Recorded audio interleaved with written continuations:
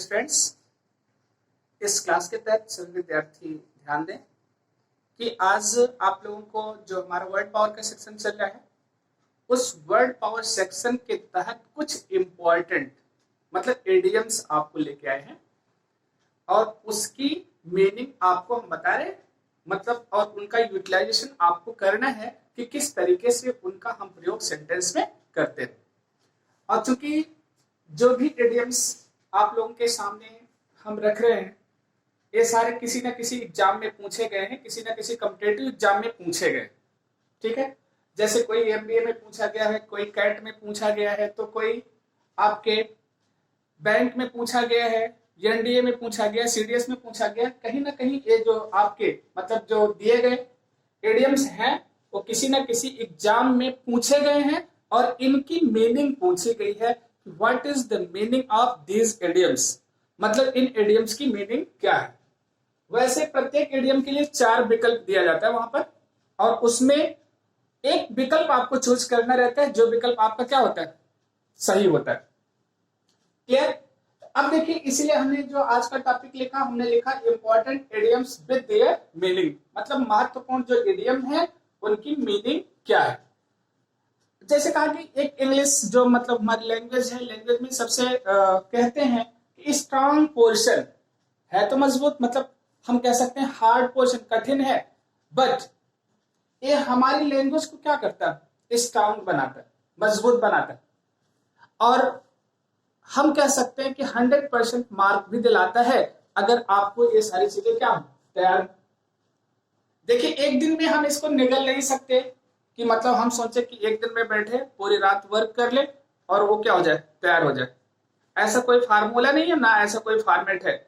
ऐसे 2, 4, 6, 1 मतलब जिस भी रूप में हम लर्न कर सके, जब हम खाली हों, बैठे हों, कुछ ना कर रहे हों, उस समय हमको क्या करना चाहिए, एक एडियम्स ले लेना चाहिए, उस पर कंसीडर करना चाहिए, उस पर विचार करना चाहिए कि इसकी मीनिंग क्या है, इसको हम किस तरीके से सेंटेंस में यूटिलाइज कर सकते हैं, क्या यह कहीं एग्जाम में पूछा गया है। क्योंकि अभी आप स्टूडेंट हो, स्टूडेंट का मेन पर्पस क्या होता है कि परीक्षा या कंपटीशन को बीट करना, अपना करियर मजबूत बनाना, अपने करियर को स्ट्रांग करना। ठीक, तो इसमें यही इतनी चीज क्या आपको जरूरी है। देखिए, जैसे लिखा गया will o the will, will o the will मतलब WILL है, आपको पता है मॉडल्स होती है विल, ओ में एपोस्ट्रोफी एस लगाया गया द विल। अब इसका मतलब क्या हुआ, विल ओ द विल। अब देखिए लिखा anything which allude are deceives, मतलब वो कोई भी चीज जो हमको क्या करती है, धोखा देती, मतलब हमको अंधेरे में लेके जाती, वो क्या कहलाता है हमारा, विल ओ द विल। अब यहां पर क्या कहा गया, जैसे कहा गया कि हम कोई ऐसा डिसीजन ले, ठीक है, विदाउट थिंकिंग, विदाउट एक्सपीरियंस, आगे समझ में, वो हमारे लिए क्या होगा, हमेशा डिसीव देने वाला होगा, मतलब धोखा देने वाला होगा। आगे समझ में, तो क्या हो गया, विल ओ द विल, इसका मतलब क्या हो गया, anything which alludes are deceive, मतलब कोई भी चीज जो हमें क्या देती है, धोखा देती है, उसे हम विल ओ द विल के नाम से जानते हैं और इसका यही मतलब होता है। ठीक, अब आप सोचते हैं कि हमको डिसीव कब मिलता है, जैसे हम अनफेथफुल आदमी के ऊपर क्या कर ले, रिलायबल हो जाए, उसके ऊपर विश्वास कर ले, ठीक, रिलायंस कर ले, और उसके बाद में हमको क्या पता चला, डिसीव हो गया, मतलब धोखा हो गया हमारे साथ। ठीक, मार्केट से ऐसी कोई थिंग ले लिए, खरीद लिए, ठीक है, जिसकी कोई गारंटी ही नहीं थी, पता चला ले लिए, पैसा भी लगा दिया। आगे समझ में, सोचे कि गोल्ड है, वो निकल गया क्या, पीतल, तो उसमें क्या होगा, हमारा डिसीव होगा। तो मतलब लिखा गया will o the will anything which allude are deceive. Learn कर लीजिएगा आप लोग मीनिंग को। अगला देखिए लिखा गया टू गिव गेट, मतलब चाहे हम टू गिव बर्ड पढ़े चाहे टू गेट बर्ड पढ़े। ठीक, इसका मतलब क्या होता है, to get the awaited, to get the awaited, मतलब किसी को किस में रख देना, प्रतीक्षा में रख देना। अब इसका मतलब क्या है, जैसे कहा कि अब देखिए थोड़ा सा मीनिंग को अपने तरीके से लर्न करने का तरीका आप लोग इजाद करिए कि कोई आपको एक चिड़िया दे दिया, ठीक है, अथवा आपने एक ले लिया, बर्ड ले लिया। अब वर्ड लेने का मतलब क्या है, अब हम उसको लेकर के उसकी रखवाली करें, मतलब क्या करें, टू वेट समवन, मतलब किसी की हम क्या करें, प्रतीक्षा करें। टू गेट द अवेटेड, मतलब किसी को प्रतीक्षा में रखना या किसी की प्रतीक्षा करना, ये क्या हो गया आपका, टू गिव और गेट बर्ड हो गया। ओके, अब इसको आप लोग लर्न करिएगा, तो किस तरीके से हम टू गेट द अवेटेड आगे समझ में कर सकते हैं। जैसे मान लीजिए हमने किसी को दे दिया, भैया थोड़ी देर इसको देखते रहिए, आया समझ में, अभी हम क्या कर रहे हैं, आ रहे हैं, ठीक। तो अब वहां पर उस सेंस में हम इसका प्रयोग करते हैं, तो आप लोग मीनिंग समझिए, टू गिव और गेट, टू मतलब गेट वर्ड, तो टू गेट द अवेटेड। अगला देखिए लिखा है, to cast pearls before the soil, to cast pearls before the soil. अब सॉइल मतलब आपको पता है, कास्ट मतलब पता है, पर्स मतलब पता है, जैसे सॉइल मतलब बोला गया सुअर, पर्स मतलब मोती, कास्ट मतलब फेंकना, ठीक है। अब इसका मतलब क्या हो गया कि मतलब सुअर के सामने क्या फेंकना, मोती फेंकना, उसके लिए क्या वर्थलेस है, बेकार है, ठीक। अब देखिए यहां पर मीनिंग क्या तैयार की गई, to offer a person a thing which he can not appreciate, मतलब किसी व्यक्ति को ऐसी चीज दे दीजिए जिसकी की वो क्या ना करे, मतलब प्रशंसा ना करे, जिसका एप्रिशिएट ना करे। आगे समझ में, तो क्या हो गया, to cast pearls before the soil. अब जैसे क्या होता है ना, इसका एक हिंदी मतलब जो आपका इडियम्स होता है, कहावत है, उसमें कहा जाता है भैंसी के आगे बीन बजावा, भैंस खड़ी पगुराए। तो किस सेंस में आया, यही है, to cast pearls before the soil, ठीक। तो अब हिंदी भी आपका तैयार हो गया, भैंस के आगे बीन बजाना और भैंस खड़ी पगुराए, तो किस क्या हो गया, to cast pearls before the soil आपका तैयार हो गया।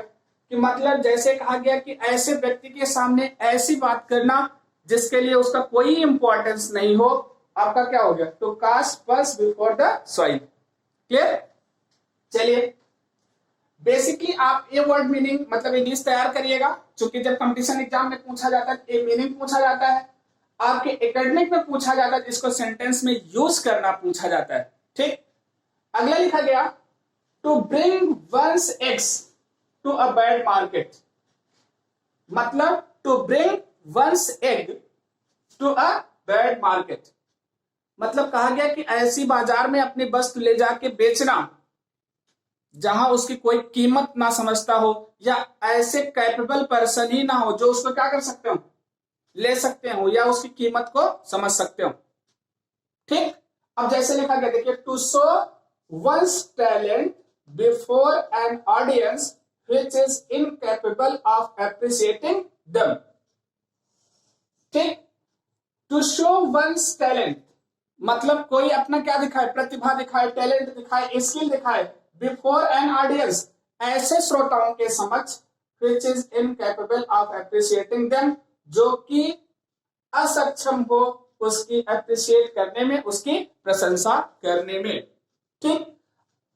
तो वहां पर हम क्या लगाएंगे, to bring one's egg to a bad market. समझ में आया कि नहीं।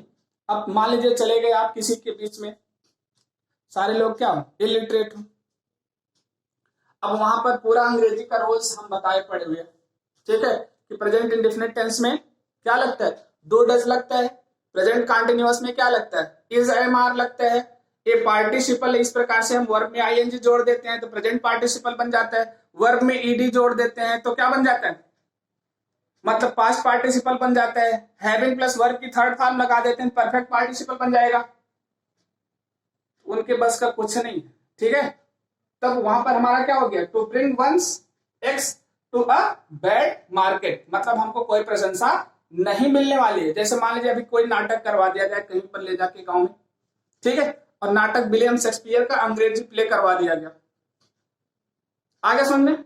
और वहीं पर एक निरहुआ वाला गाना लगवा दिया गया, ठीक है, उसकी एक भोजपुरी पिक्चर लगा दी गई। अंग्रेजी वाला खाली, भले ही विलियम शेक्सपियर की मतलब ग्रेट ट्रेजेडी थी, उसको कोई नहीं देखेगा। उधर की तरफ क्या हो गई, भीड़ हो गई। क्यों कि हम जहां लगाए उसका कोई मतलब ही नहीं समझता था, उसका कोई इंपॉर्टेंस ही नहीं था। अब समझ में आया। तो क्या हो गया, to bring one's eggs to a bad market.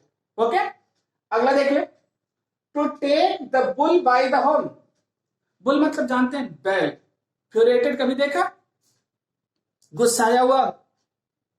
और गुस्साए हुए बुल को अपने कब्जे में कर लेना, अपने बस में कर लेना, मतलब एक ग्रेट विक्ट्री, बहुत बड़ी क्या है, जीत। मतलब कोई ऐसा ही होता है ना, मेटाडोर राइडर जिसको बोला जाता है। आप दक्षिण भारत में सुने होंगे, बैल को क्या करते हैं, अपने कब्जे में करते हैं। तो अब कहा गया to take the bull by the horn, इसका मतलब होता है to grapple courageously with a difficulties that lies in our ways. मतलब जो कठिनाइयां हमारे वे में आती हैं, हमारे रास्ते में आती हैं, उनका हम साहस पूर्वक क्या करें, सामना करें। सामना ही ना करें बल्कि उससे क्या कर लें, निजात अर्जित कर लें। इसका मतलब क्या हो गया, to take the bull by the horn. ठीक, अगला देखिए, to take with a grain of salt. To take with a grain of salt मतलब, अब जैसे मतलब कहीं मार्केट में खरीदने गए, अब समझ में आया। अब वहां दाल तो खरीद लिए, लेकिन उसी के साथ मतलब फ्री लगा हुआ था। और वो फ्री क्या लगा हुआ था कि मतलब नमक और हल्दी फ्री मिल जाएगी अगर आप दाल खरीद लीजिए। तो नमक और हल्दी क्या हो जाएगी, आपको फ्री मिल जाएगी। अब जैसे गवर्नमेंट क्या है इस समय, क्या कर रही, मतलब राशन तो प्रोवाइड कर रही, राशन प्रोवाइड करने के साथ लोगों ने कहा कि हमको दाल चावल, मतलब क्या दाल मतलब चावल और गेहूं से काम चल जाएगा। तो चलो ठीक है, 1 किलो चना भी ले लीजिए। अब समझ में, अब यहां पर कह रहा है to take with a grain of salt, लेकिन इसका मीनिंग क्या हुआ, to take with some reservation, मतलब कुछ आरक्षण के साथ। जैसे कह दिया गया, अब मान लीजिए नौकरी में, चलिए महिलाओं को आरक्षण की बात आई, उन्होंने कहा कि हम लोग तो इस मतलब अगर खुली प्रतिस्पर्धा में कर दिया जाए तो हम लोगों को एक ही सीट भी नहीं मिलेगी, तो हम लोग फार्म ही क्यों डालें। तो चलिए उसमें बोल दिया गया, चलिए ठीक है, हम आपको 33% आरक्षण की बात दे देते हैं। मतलब 100 सीट है तो 33 सीट में केवल किसका प्रतिस्पर्धा होगा, किसका कंपटीशन होगा, गर्ल्स का कंपटीशन होगा। तो वो आपका क्या हो गया, to take with a grain of salt. तो वहां पर